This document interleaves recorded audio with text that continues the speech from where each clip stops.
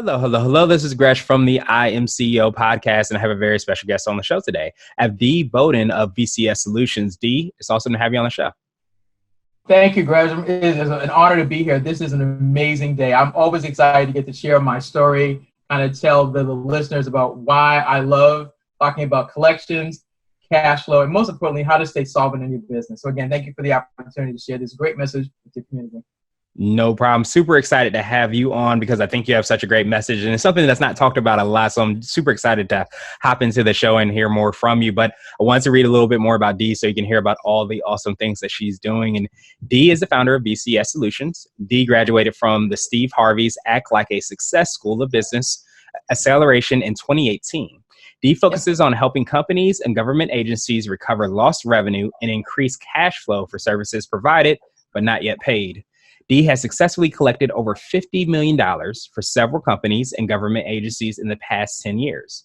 Street Cred and podcast guests on the following shows: guests on Sean Douglas's podcast, Life Transformation Radio guest, on Tamie Collins' Markee radio show guest, and on WJMS Radio NYC with Jaymie Jams. Dee, are you ready to speak to the I Am CEO community?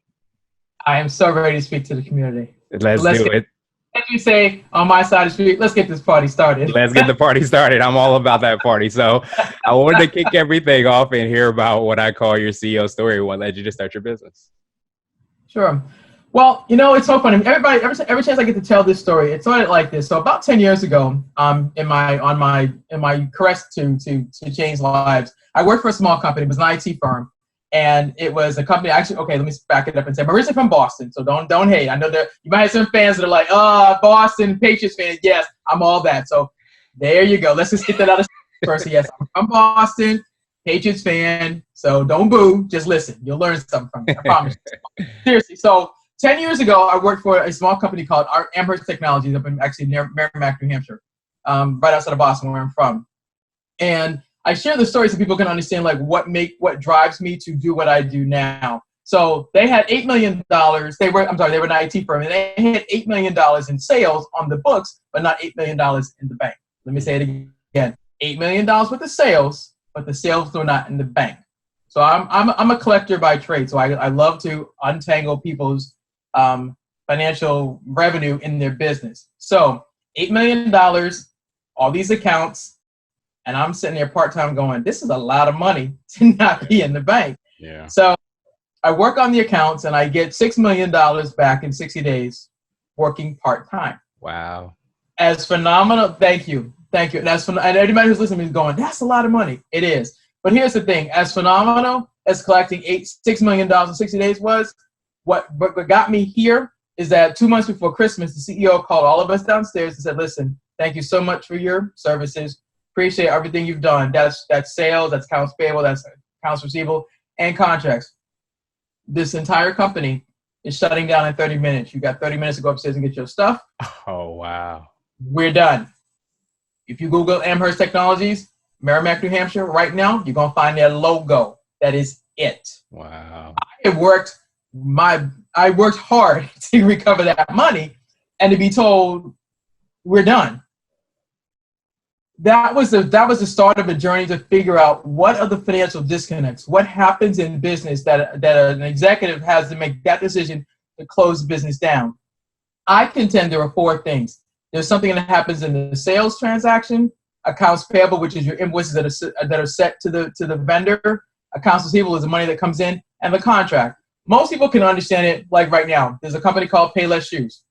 Mm-hmm. They made the announcement, they're closing. The four things that impacted their closure: sales. Payless bought shoes from other vendors. They have not been able to pay the vendors for the shoes. They've been billed for the shoes, but they can't pay it for the shoes, and the contracts that they have with the shoes companies are now null and void. Same thing happened in the same company. And so I share that as an example to say, listen, what drives this conversation around cash flow is what happened to me personally. And I've asked God to help me have platforms to talk about this, to say, listen, I want you to crush it in your sales journey. Please do that. Sell your widgets, sell your products, sell your service, sell your information. But don't forget, the sale is not complete until the money's in the bank. And that's how I got here. Yeah, it's funny that you say that, because I think a lot of times when you start a business, you think about, make sure you have enough sales, make sure you have clients and things like that. But there's also a second part to that, because you can send out the invoice and they can see the invoice and they can agree, sign the contract. But like you mentioned, if you go to, whatever, or wherever you're doing your banking and that money is not in there, then there is a connection, because, you might have to pay other people and things like that. So I thought that's a really great topic. I'm sorry to hear all that happened, but I'm glad Well, that, it's okay. yeah, that happened. And then you're helping out so many business owners that might, struggle with the exact same thing. So I wanted to drill a little bit deeper. I know you touched on it a little bit. Can you tell us a little bit more on like how clients work with you, what you kind of go through, and then also what you feel is kind of like your secret sauce and what makes you unique? Well, how clients work with me is this. Basically, when a company acknowledges that they're having cash flow issues, of basically that they've sold their services or products, and they're realizing that 30 days out, 60 days out, they haven't gotten paid.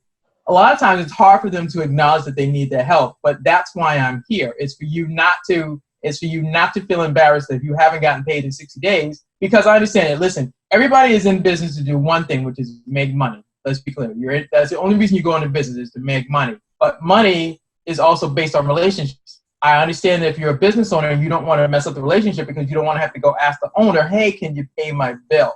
But if you provided your product or service in good faith, then you should expect to get paid. And if you haven't gotten paid and you don't want to have a conversation, we can have a conversation to say, listen, bring me your accounts. Let's go over how many accounts are outstanding, how much money is outstanding, and where do you think that disconnects are? Do you think about something that happened in the sales transaction? Do you think you forgot to data enter information correctly and you submitted the wrong invoice? We can go and do what I call a deep dive and untangle one of the four areas that usually impact your money. And I can either give you a report and say, here, this is my audit. This is what I recommend, which is one. Or two, you can say, you know what, Dee, I really don't want to get on the phone with them. Do you mind? Well, then we go into contract and you hire BCS Solutions to go call and recover the money on your behalf. Okay, no, that definitely helps out a lot, because I know myself, like especially when I started, I didn't have kind of like the systems or everything in place as far as like invoicing and things. But once I put that in, you start to see that sometimes it does take 30, 60, 90 days before you do get those payments in. If you're not aware of, if you don't even see it, then it's hard to kind of even take those steps. So it's great to hear that you're somebody that somebody can call on just to kind of do one of those different three things that you outline, where you can actually go on their behalf and do the phone calls, or you can actually just help them, in partnership to kind of get that money back. Right. And I'd like to add a little bit more into that, because here's the thing. Ideally, I don't want you to have to call me. And I say this respectfully. My goal is that if I can teach your small company how to manage your sales, your accounts payable, your accounts receivable, your contracts, you shouldn't have to call me. Because here's the thing. If you set up, to your point, if you set up your accounts right, you ought to have a log of every contract that you have. You ought to have a list of every invoice, whether it falls in the 0 to 30 bucket, the 0 to 30 bucket, the 31 to 60 bucket, the 61 to 90 or beyond. And you ought to know if you're a company that's big enough that has a salesperson or persons, you need to have a relationship with that salesperson. Here's why. That salesperson got you in to actually have your product or service sold in the first place. That relationship is everything. I said in the beginning of my conversation that, yes, we're in business to make money, but it's the relationships. Even in collections, don't get it twisted. It's not just dialing for dollars. It's building relationships. When you mentioned at the beginning of the show, my accolades and how much money I've collected, all that money that's been collected over the past 10 years has been by building relationships. My secret sauce, to jump into it a little bit, is showing gratitude. What makes me different is that I show gratitude. People say, why gratitude? Well, here's the thing. If you are a customer and you provided your product or service and you have to call the accounts payable department of whatever company or small company, and you get on the phone, you expressing gratitude toward that person who's helping you get your money, it's life-changing. It's life-changing. Because here's why. That person is due the same respect as you. They work for a company just like you work for a company. You provided your product or service. Now there's been a disconnect and you haven't gotten paid. Well, in order to figure out how you got paid, you have to get on the phone or you do it for email. I'm old school. I do both. I do a phone call. I also do an email. The majority of all the money I've collected in 10 years, I've only met one person. It's all built on relationships, phone and email. I figured out the secret sauce was gratitude, because that person takes the time to hear my story, figure out how come I haven't gotten paid, and then they do something else. They actually go do the research, and then they hit the button that says, pay now. So gratitude. I'm telling you, it's one of my secret sauces. And what it does is also, it changes the perception of collection as, straight dialing for dollars, or you think it's your Uncle Benny's coming to get your car, or things like that. No, this is not that kind of party. It's more about recognizing that it's a profession that's an important part of your business. If you set up your business correctly, you have 4 areas. You have sales, you have billing, you have receivables, you have contracts. You got to sell. If you don't sell, you're not going to be in business long. You got to bill. You got to submit your invoices out, and you got to get paid, and you have to have a contract. And I also understand when we're talking about this, I know that some people might be listening right now and be like, well, Dee, I don't have $8 million. I understand that. But here's the thing. What you know, understand is this. Whether you have $750, $1,000, $2,000, $5,000, it doesn't matter. Those same 4 things have to happen. You have to sell something. You have to have a contract with the people. You got to build, you got to get paid. Perfect example. Everybody who's listening right now has a cell phone. If I could see you all live, I tell y'all, raise your cell phone in the air and then wave it like we just don't care. I'm kidding, but seriously, exactly. But here's the thing. You have your cell phone. Everybody who's listening goes through the 4 things. Whoever you bought your phone from, whether it's AT&T, whether it's Samsung, whether it's iPhone, whatever service, the first thing they did was they sold you a phone. However, you got it. Guess what? They do accounts payable. That company sends you a bill every single month, like clockwork. And it tells you bought this phone on this plan, and you use so much, whatever the gigabytes, etc. All that, you get your invoice, and at the end, there's a contract that tells you you have this service for how 24 months, 36 months, whatever. Guess what? You pay them accounts receivable every single month, and at the bottom of your invoice, there's a contract. Or you can go online to whatever phone provider you work with, you can see your contract. Those 4 things happen every single month. You get sold. They always say, oh yeah, are you ready for an upgrade? I'm an upgrade. What do you think that is? A sale. And you go, yep, you click the next button. Boom. They send you the bill, you pay it, you renew your contract, and it keeps going. Those 4 things happen in business every single day. The reason I use the cell phone is because everybody can relate to that. And they're like, oh, I never thought about it like that. But that's what happens in your business every day. Every day. Exactly. Yes. Yeah, absolutely. And you see how those companies do it, how they're able to obviously build, empires and companies. So if you desire to do that, or even if you just want to get paid, which is important to do, if you're trying to run a business, or even a nonprofit, as well too, it's important in all different aspects to be able to make sure that if you did provide service, or you are doing something, or somebody said that they're going to do X, Y, and Z, that you make sure that, you get that money in. So I definitely appreciate you for doing that. And I wanted to switch gears a little bit, and I wanted to ask you for what I call a CEO hack. And this might be an app, a book, or a habit that you have, but it's something that makes you more effective and efficient.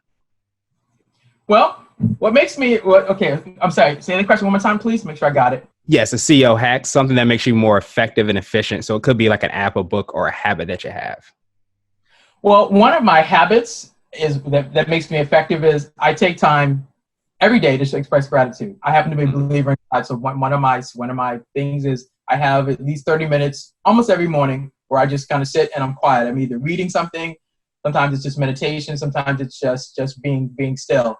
The second thing I strive to do is I look to find ways to add value to others. Like today, part of me doing something different today is being able to share this story, but also giving people some nuggets so they can walk away and go, okay, what did she say again? Oh yeah, the sales, the AP, the AR, this, but they're mainly going to remember, ooh, the sale is not complete until the money's in the bank. They don't remember nothing I said. They're going to remember that. But like, oh yeah, I made that sale. I look at it. Where's my money? I need to yeah. So I strive to add value every single day, but I most importantly make sure that I get my 30 minutes in quiet time with God. And then I also like to read. So I'm an avid reader. One of the favorite books I like to read are things by Joel Osteen. So right now I'm reading Next Level Thinking. And because being an entrepreneur takes a lot. I mean, you've got, mind, body, spirit, all of that. And then you also have to find people that you can connect with. So I thank you again for this opportunity to connect with your audience, because I need people to understand that although, everybody, if you think about it, when you look at the entrepreneurial experience, it looks like, oh my gosh, this is the easiest thing to do. No, it's not. Let's be clear. No, it's not. No, it's not. If you are an introvert, if you don't find it easy to talk to people, that's a challenge. If you don't like to sell, that's a challenge. If you don't like to do data entry, that's a challenge. If you don't like to collect your money, that's a challenge. If you don't deal with contracts, that's a challenge. But guess what? If you expect to be successful, you have to get uncomfortable with the things that you don't know. And it's okay if you don't know them, but then you got to ask for help. So part of what we're doing today is putting out there that, listen, if collecting your money from another company is a challenge, you can reach out to BCS Solutions and we can help you. We can either do one or two things. We can either show you where the disconnects are, or better yet, we can teach you how to do it better so you can actually do it better for the long term. Because I can fix it on the short end, but if I don't teach you how to understand where the problems are, then you'll keep repeating them. And my goal is to make sure that you can actually do this long term for yourself and not need help. That's the goal. Nice. I definitely appreciate that. And now I wanted to ask you for what I call a CEO nugget. And you might have already touched on this, and I know you've given us lots of nuggets. So this is like a word of wisdom or a piece of advice, or if you can hop into a time machine, what would you tell your younger business self? Oh, if I could go back in time, let's see. I would tell myself, number one, don't lose your passion. Lose your passion, and don't lose the thing that makes you you. So if, for example, what people may not know is there are two things. I love Ferris wheels. This day, I love a Ferris wheel. You can get me out on the Ferris wheel. We can talk business all day. and see this panoramic view of the water, but it also is a way to clear my brain. Secondly, I love hot air balloon rides. And it's another thing, it's this high level experience, but it helps you to see things past like what's right in front of you. You get this panoramic view and you're like, oh, wow, I can see this, or I can see this. And I would definitely say, you need to do some different things. So, I mean, you may not do Ferris wheels or hot air balloons. You might do zip lining. You might do something different. The point is that sometimes you have to get out of your own way, and you also have to get out of doing the routine. I like the Ferris wheel because every time I go up in that, I get to see another way of how do I share, which is how do I share this thing about collections and cash flow and cash flow systems in a way that people can go, oh, it's not just dollar for dollars. Oh, no, this is an important part of your business, because you have to have those four components if you expect to stay in business long. Absolutely. No, I definitely appreciate that. You got to have that different perspective. And just for the record, we are not on a Ferris wheel or a hot air balloon, even though we are talking business. So I appreciate that. And then now I wanted to ask you my absolute favorite question, which is the definition of what it means to be a CEO. And we're hoping to have different quote unquote CEOs on this show. So Dee, what does being a CEO mean to you? Well, thank you for the question. Being a CEO to me means this. It means that, number one, I'm a servant leader first. I'm not just in business to make money, but I'm in business to make a difference. And me being a CEO means I take the gifts, talents, and skills that God gave me, and I'm looking for ways to add value every single day, whether it's doing podcasts like this, whether it's writing a book, whether it's, hey, Dee, you got 10 minutes, I got this issue, can I talk to you about this? And saying yes. And so it means being in service, because the greatest among us is in service first. That's what it means being a CEO. It means being in service first. Absolutely. Well, I definitely appreciate you, Dee. You've given us a lot of golden nuggets. You've definitely been of tremendous service to us as entrepreneurs and business owners. I wanted to pass you the mic, so to speak, just to see if there's anything additional you can let our readers and listeners know. And then, of course, how best they can get a hold of you. All right. Well, thanks. One other thing I'd like to tell the readers is this. If you are struggling with the collections process and you're like, you know what, I really need help, do me a favor, reach out to me here at BCS Solutions consultinggroup.com. That's www.bcsconsultinggrp.com. On the website, there is a free download right now called the 5 Successful Strategies to Collecting Your Money. It's the 5 Successful Strategies to Collecting Your Money. And what it is, it's my personal beliefs on how do you effectively collect your money. Because you have to understand that, number one, you've got to believe you can collect it. You got to know you can do this. You have to identify the small accounts. And then you also have to have a plan. And my last thing and greatest thing is show gratitude. I mean, like I said earlier, my secret sauce is gratitude. That's what's been life changing. And that's what people don't understand is that when you show gratitude, you'll be amazed. When people just say thank you. Have you never noticed that just when you say thank you, people are like, oh, hey, you watch people's whole countenance change because, you did something and you're like, hey, thanks. They don't expect it. That's what makes it different because in collections, it can be seen as being kind of harsh and cruel and whatever. I'm working to change the conversation by telling people what my secret sauce is, which is gratitude. Awesome. Well, I truly appreciate your time. I appreciate all the awesome things that you're doing. This is not collections. This is definitely just a podcast, but I thank you just as well. I'm definitely gracious for your time. And we'll have all those links in the show notes as well. But I hope you have a great rest of the day, Dee. You too. Thanks. Cheers. Cheers.